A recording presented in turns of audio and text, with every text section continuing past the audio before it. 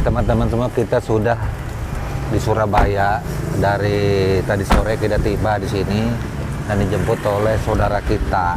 Kita nginap di satu tempat penginapan di sana, nggak tahu pun namanya. Nah, kita singgah makan di sini nih. Nah, ini beliau nih jemput kita nih tuh. Nanti kita ke rumah beliau setelah dari sini, nanti kita ke museum dan lain-lainnya, baru kita akan ke rumah beliau di sana. Oke, kita lanjut dulu, makan dulu. Banyak makanannya nih. Boleh? Oh, iya. Nanti. Ini kita ngikutin beliau nih. Beliau orang dari Surabaya sini.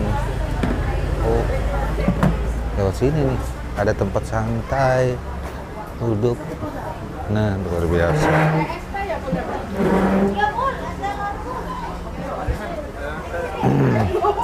Nah, ini ada sungai sampingnya nih.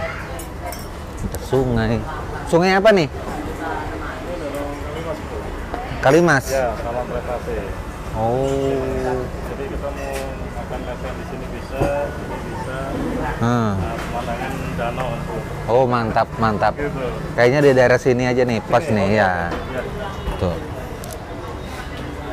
Nah, ini nih berdua nih, Ihsan nih. Oh, tuh dengan Ones. Nah, itu.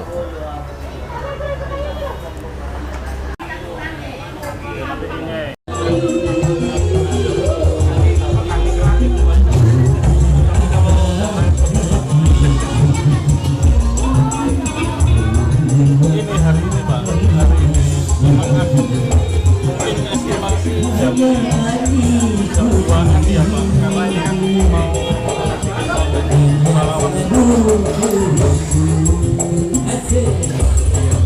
tapi kalau Kita sampai di museum, teman-teman. Nah, ini ada cerita-cerita, gambar-gambar dari sana. Tuh, ini yang ada di Surabaya. Mempertahankan kemerdekaan nih.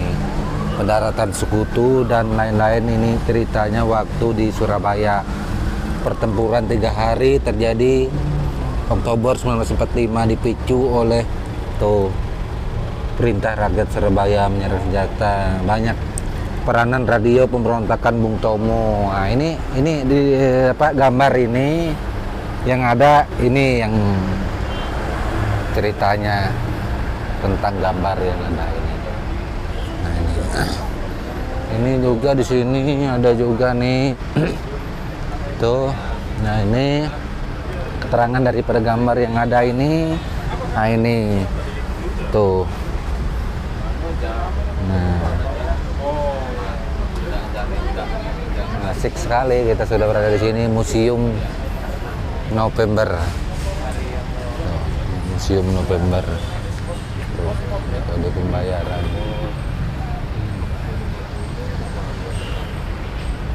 Biasa. Ada gambar Presiden Soekarno-Hatta.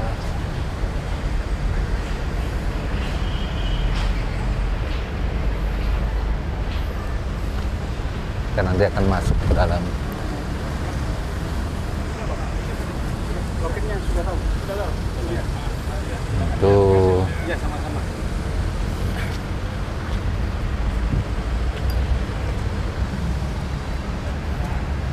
Pak, ini ada sisa tiang-tiangnya nih, Mas. Ini apa nih tiang-tiang di belakang Presiden Soekarno dan Hatta ini? Jadi ini kan tempat dulu para pejuang Surabaya kan ditawan dan disiksa itu di sini. Oh. Jadi ini bekas-bekasnya bangunannya. Oh, jadi ini bangunan tua asli ini. Asli, gitu. Wah. Beberapa ada yang dipugar tapi disesuaikan dengan aslinya. Oh, iya iya, benar-benar. Oh, jadi tulisan-tulisan ini memang tulisan yang sesuai aslinya dulu ya. Ada tulisan merdeka segala. Mungkin ada penyesuaian sedikit-sedikit. Raweron, terentas. Nih. Malang-malang, Putung. Nah, ini waduh. Ini Rawe-rawe wah. Nah, ini tiang-tiang yang ada nih.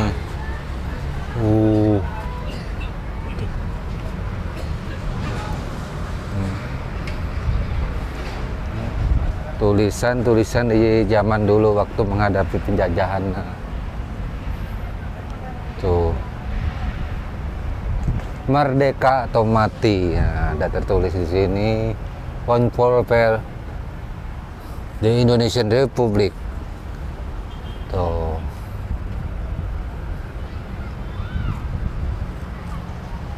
Wah. Oh, ini ada tuh, ada tugu tinggi itu. Tugu Surabaya. Nah, ini.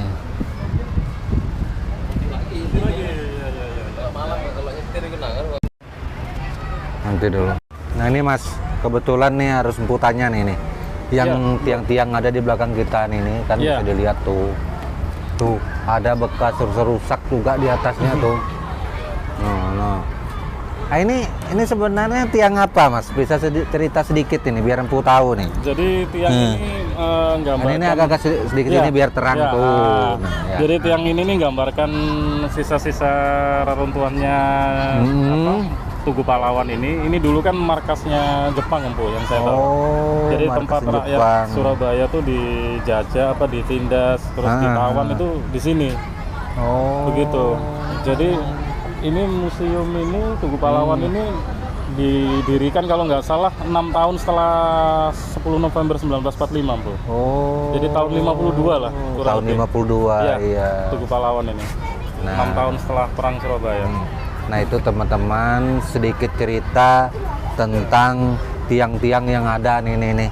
Kita penasaran nih, ada tiang-tiang nih. Ada tulisannya juga. Nah, itu ya kan luar biasa. Jadi sudah diceritakan dengan tuh saudara kita. Nah, beliau juga pencinta Mandau Tempilan, luar biasa. Pesanan beliau juga menunggu selesai. Karena empu jalan-jalan belum selesai, tapi nanti empu usahakan. Ya. Nah, tuh lihat di atas. Luar biasa. Oke, nanti setelah di sini kita ke rumah beliau jalan-jalan. Tuh. Nah, itu siapa tahu teman-teman kepingin melihat pecinta Mandau Tempilan juga serta pusaka seluruh Indonesia, bukan hanya tempilan. Nah, itu kita tetap mencintainya. Nah, itu dan silaturahmi ke rumah beliau nanti mungkin setelah dari museum atau dari bundaran dulu gimana nanti? Nanti kita ke Balai Kota dulu. Ke Balai Kota? Ya, Oke. Kita lanjut dulu perjalanan kita. Ini ada kayak tugu nih, kayak model bambu runcing atau kayak model tombak, ini apa sih Mas sebenarnya? Iya, jadi Tugu Pahlawan ini itu ada 10 lengkungan itu yang menandakan tanggal 10. Tanggal 10. Iya, sama ada 11 ruas itu November. Ini kurang lebih ya, Empu, yang saya sampaikan. Jadi itu memperingati 10 November, hari pertempuran Surabaya. Begitu. Nah, itu beliau sudah bercerita tentang yang masalah tuh yang di belakang kita. Karena Empu kan bingung, sudah dijelaskan, mungkin teman-teman sudah tahu semua. Untuk teman-teman atau saudara yang berada di Surabaya pasti sudah tahu lah itu. Tetapi pendatang kita yang lain seperti Empu juga, saudara kita yang ada di luar Kalimantan tentu saja bingung melihat, kepingin penjelasan. Nanti kita jalan-jalan ke sana. Oke. Siap. Oke, kamera kita jalan dulu ke sana. Itu. Nah, ini sekali Mas ya. Ya. Ya, itu. Ini presiden langsung yang. Jadi ini sambung cerita tadi gimana Mas? Jadi Tugu Pahlawan ini diresmikan Presiden RI pertama kita, Soekarno. Gitu. 6 tahun lah kalau kurang setelah peristiwa itu. November. Tugu Pahlawan ini berdiri. Gitu. Tahun 52 mungkin. Tahun 52 estimasinya ya. Luar biasa sekali, ini besar sekali Mas ya. Ini jadi ikonnya ini. Jadi ini kan nggak boleh merokok di sini Mas ya. Di area ini. Oke. Kita ke sana loh, Empu. Boleh langsung. Tugu yang ada itu. Oke, teman-teman. Empu akan ke sana. Empu megang Yang mana nih? Video itu kan gua dubbing gitu. Iya, footage. Jadi kayak narasi. Nah, besar. Besar, Bu. Kalau untuk di saya kurang paham sih. Oh. Juga sih. Tapi panas banget ini ya.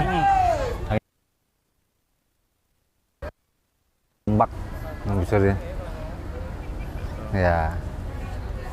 Ini buka setiap harinya. Setiap hari Oh, dibuka. setiap harinya ya. Kalau minggu banyak sekali pengunjung di sini. Hmm. Kalau minggu. Ya. Oke. Bagus sekali. Nah, itu ada patung-patung kisah perjuangan juga ada, teman-teman bisa dilihat. Nah, ini saudara kita. Diulangi lagi, saudara kita pencinta Mandau Tempilan, sekaligus subscriber juga yang berdomisili di Surabaya. Surabaya. Nanti kita ke rumah beliau. Siap. Silaturahmi. Oke, kita lanjut perjalanan kita. Masuk ke dalam museumnya langsung. Nah, ini kita masuk ke sini. Kemudian tentunya ambil tiketnya dulu. Tuh. Masuknya sini no smoking, nggak boleh merokok. Tuh, kita akan lanjut ke dalam seperti apa suasana di dalam. Oke, kita lihat. Museum 10 November. Nah, ini dengan rahmat Tuhan Yang Maha Esa, Museum 10 November Surabaya, diselenggarakan oleh Presiden Republik Indonesia Ki Hajar Abdurrahman Wahid tahun 2000. Nah, kita masuk di dalamnya. Nah, ini posisi di dalamnya Museum 10 November. Sudah ada gambar-gambarnya itu.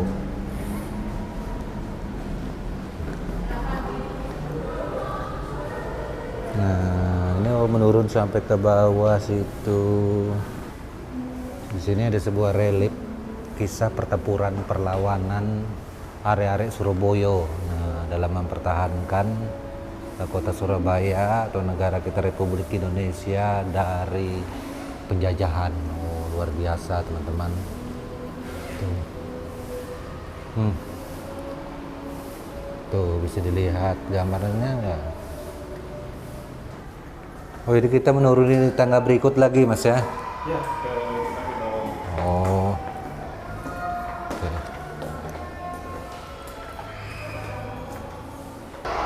Di sini juga ada sebuah lukisan tuh yang pakai bambu runcing. Tuh pertempuran di Surabaya. Di sini dilanjut berbagai foto yang ada Bapak Presiden Soekarno, kembang Jepun Surabaya juga ada nih bisa dilihat. Kemudian pasar tahunan tahun 1930. Nah, itu foto di Kampung Tionghoa, Lompreteng Surabaya. Nah, ini foto-foto di zaman dulu. Tuh. Terus sampai ke ujung sana, teman-teman semua.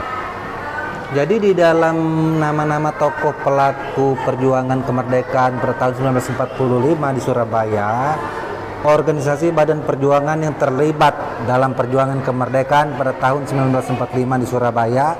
Nah, ini banyak nama-namanya teman-teman di sini. Banyak nama bermacam-macam di sini yang membuat empu kaget untuk di Surabaya. Ternyata di sini ada Laskar Pemuda Indonesia Kalimantan. Tuh, teman-teman bisa melihat. Tuh, Laskar Pemuda Indonesia Kalimantan yang ikut berjuang juga. Nah, jadi dari Kalimantan ikut terlibat mempertahankan kota Surabaya. Mempertahankan kota Surabaya dari penjajah. Luar biasa dari Kalimantan. Tuh, teman-teman dari Kalimantan. Nah, ini ada nama-nama juga Laskar Penerbangan Surabaya, Laskar Angkatan Muda Surabaya, terus banyak lainnya. Tuh.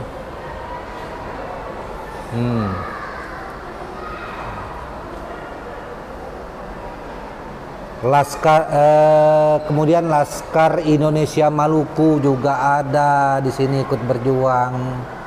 Banyak yang lainnya seperti itu. Jadi sebagai orang Kalimantan bangga juga nih Empu, orang Kalimantan ada ikut terlibat di sini. Gugur tak dikenal lebih dari 10.000, lebih daripada 10.000 orang yang gugur. Bahkan di sini juga ada Laskar Pemuda Republik Indonesia Sulawesi, Perisai. Nah, dari Sulawesi juga ada ikut mempertahankan kota Surabaya dari penjajah. Itu ikut melakukan perlawanan terhadap penjajahan yang ada di Indonesia. Nah, ini foto-fotonya kita bisa melihat juga di sini. Tuh. Tadi kita sudah masuk melihat bahwa orang dari Kalimantan pun ada, luar biasa. Ampu juga salut. Kita masuk ke dalam. Nah, di sini di museum ini ada patung-patung gambaran perjuangan rakyat kita Indonesia, perjuangan area-area Surabaya. Nah, gambaran yang gugur di medan pertempuran pada saat itu. Nah, ini pemuda-pemuda pemberani pertempuran Surabaya. Tuh, bisa dilihat zaman itu luar biasa. Nah, di sini dijelaskan bala bantuan pasukan datang melalui stasiun kereta api. Itu bala bantuan pejuang Surabaya membangun pertahanan. Banyak hal lainnya diceritakan di sini. Wah, nah ini seragam-seragam mereka yang dulu, tuh para pejuang dulu seperti ini. Tuh bisa dilihat teman-teman semua. Nah, tuh. Nah, ini alat-alat yang digunakan di zaman pertempuran waktu itu. Nah, teman-teman bisa melihat sarung bayonet dan lain-lain. Ini sampai ketapel juga ada, Mas ya? Iya, dibuat perlawanan rakyat ini. Nggak main-main, perlawanan rakyat sampai ketapel pun ada tuh. Ternyata kita pakai, Bu. Nah, ini luar biasa perjuangan bangsa kita.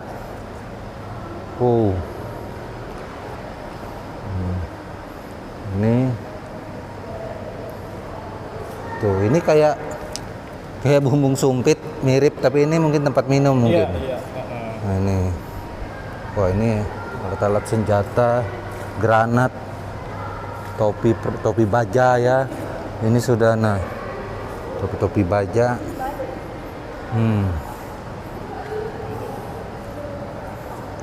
Topi perwira.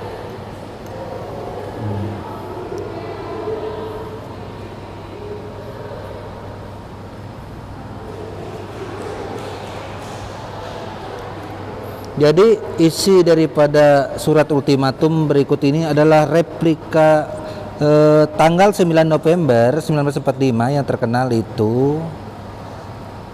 Pamflet yang disebar melalui udara ini berisi ancaman pada rakyat dan para pemimpin di Surabaya untuk menyerahkan diri beserta senjatanya di tempat dan waktu yang telah ditentukan, atau Surabaya akan digempur dengan seluruh kekuatan yang ada. Rakyat dan para pemimpin di Surabaya secara bulat menolak ultimatum tersebut, sehingga Surabaya digempur dari darat, laut, udara pada hari tanggal 10 November 1945. Nah, itu isinya.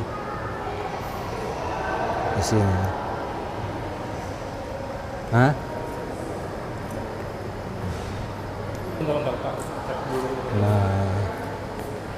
Nah ini. Nah, ini senjata-senjata yang digunakan, senapan mesin ringan yang bisa dioperasikan secara perorangan. Jadi senjata-senjata yang ada ini adalah senjata rampasan dari tangan Jepang ketika perang berlangsung. Nah, ini teman-teman bentuk senjatanya yang ada. Wow. Nah, ini. Tuh bisa dilihat senjatanya. Nah, ini lagi senjatanya yang ada tuh.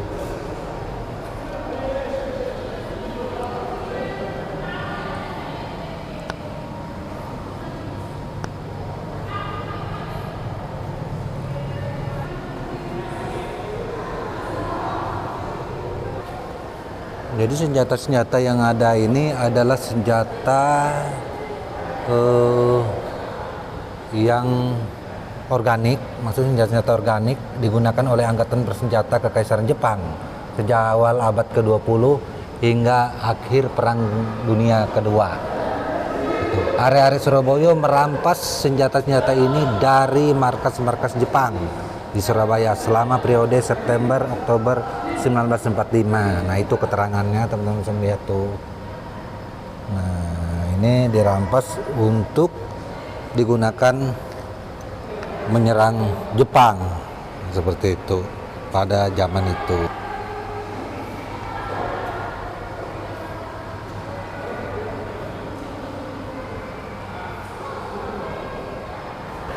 Nah, ini senjata kenil juga yang dipakai. Nah, ada berbagai macam senjata kenil Jepang dan lain-lain. Jadi ada yang menarik di sini teman-teman semua. Jadi bagi yang tidak kebagian senjata rampasan di zaman pertempuran itu, maka memakai bambu runcing. Nah, ini ada bambu runcing, ini bambu runcing yang digunakan dalam pertempuran saat itu area-area Surabaya. Nah, ini tuh. Tuh. Ini ada tulisannya ini. Tuh, asli ini teman-teman tuh. Pemilik bambu runcing yang ada ini. Tuh.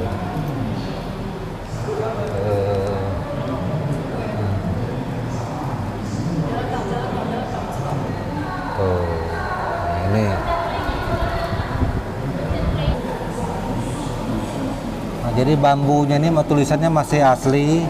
Itu nama Pak Kayum tanggal 4 Maret ke 9 Maret 1949. Nah, itu pada tulisan bambu yang ada ini. Hotel Oranye di Jalan Tunjungan nomor 56. Ratusan pasukan militer Jepang, termasuk Kempetai, polisi militer Jepang, berjaga di luar gedung. Rabu, 19 September 1945, organisasi Indo-Belanda di bawah pimpinan Klukman bersama para interniran Belanda menggelar aksi anti kemerdekaan dan anti Republik Indonesia di sekitar Hotel Yamato. Sejumlah anak-anak Belanda dikoordinir untuk melakukan aksi baris berbaris melambaikan bendera Belanda berukuran kecil di jalan depan hotel. Tidak lama kemudian, secara mengejutkan, bendera Belanda sengaja dikibarkan di tiang yang berada di puncak gedung. Arek-arek Surabaya menyaksikan peristiwa ini dengan marah.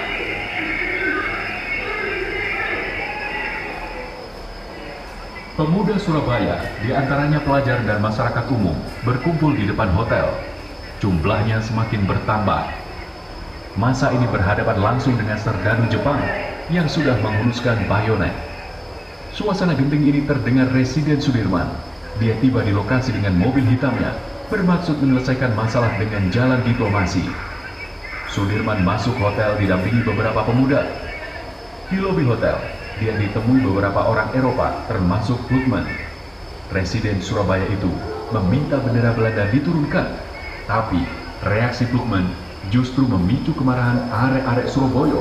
Dia menolak menurunkan bendera dengan alasan sekutu memenangkan perang. Belanda sebagai bagian sekutu, menurutnya berhak mengibarkan bendera di hotel itu. Kita nyebrang menuju titik nol. Titik nol nih Mas ya? Ya, titik nol Surabaya. Oh, titik nol Surabaya. Ini ada gambar juga nih.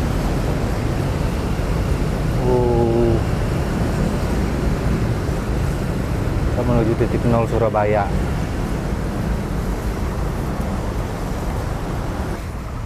Nah teman-teman, ini penanda batunya nih, Surabaya titik nol. Kita sudah berada di titik nol nih. Tuh. Nah ini kita sudah berada di titik nol di Surabayanya. Nah ini. Tuh. Nah ini teman-teman tuh bisa dilihat. Ya kan? Luar biasa. Kantor gubernur. Itu kantor gubernur Mas ya? Ya. Tuh, di titik 0 ini nggak jauh ada kantor gubernur tuh. Nah, itu kantor gubernur Jawa Timur. Wow, luar biasa tempatnya ini. Nah, ini ada penjelasan di atas ini juga. Titik 0 nih. Tuh.